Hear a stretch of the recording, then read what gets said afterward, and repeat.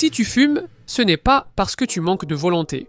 En réalité, c'est surtout parce que quelqu'un est extrêmement bon en marketing.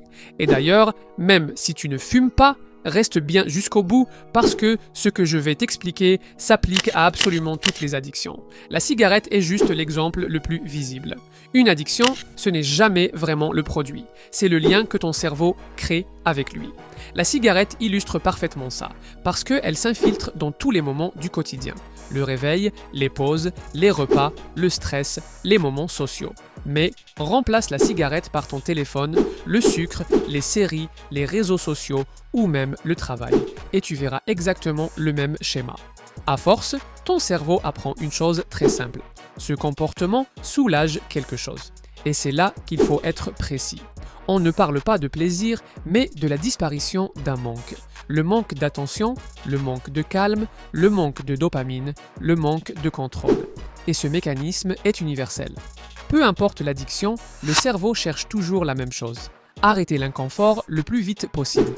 Avec le temps, chaque situation devient un déclencheur. Tu stresses, tu consommes, tu t'ennuies, tu consommes, tu te sens mal, tu consommes. Ce n'est plus une décision consciente, c'est un automatisme. Exactement comme quand tu ouvres une application sans même t'en rendre compte. Et encore une fois, que ce soit une cigarette ou ton téléphone, le processus est strictement identique. C'est là que le marketing entre en jeu. Les mêmes techniques utilisées pour te faire acheter un produit sont utilisées pour te faire rester accro à un comportement. C'est pour ça que toutes les addictions sont si difficiles à casser. Ce n'est pas arrêter un comportement, c'est remettre en cause une identité.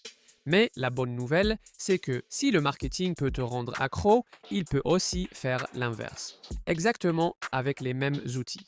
La première étape, c'est de changer la perception. Tant que ton cerveau voit ce comportement comme une récompense, il le défendra. Le jour où il devient un coup en énergie, en temps, en liberté ou en contrôle, la dynamique s'inverse.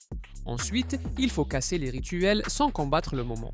Même déclencheur, même timing, mais une action différente. Enfin, il faut changer le discours intérieur. Dire « j'essaie d'arrêter » maintient l'idée que tu es encore dépendant. Dire « je ne fais plus ça » envoie un message clair, simple et cohérent à ton cerveau. Et ça, que ce soit pour la cigarette, le téléphone ou n'importe quelle autre addiction, au fond, arrêter une addiction n'est pas un combat contre soi-même, c'est une stratégie. Comprendre le marketing, ce n'est pas seulement apprendre à vendre. C'est apprendre à reconnaître quand ton cerveau est manipulé et surtout à reprendre le contrôle. Dans la prochaine vidéo, je vais te montrer comment ces mêmes leviers sont utilisés pour obtenir une promotion, même sans être le plus compétent de la pièce. Donc, si tu veux voir comment reprendre l'avantage, tu sais quoi faire.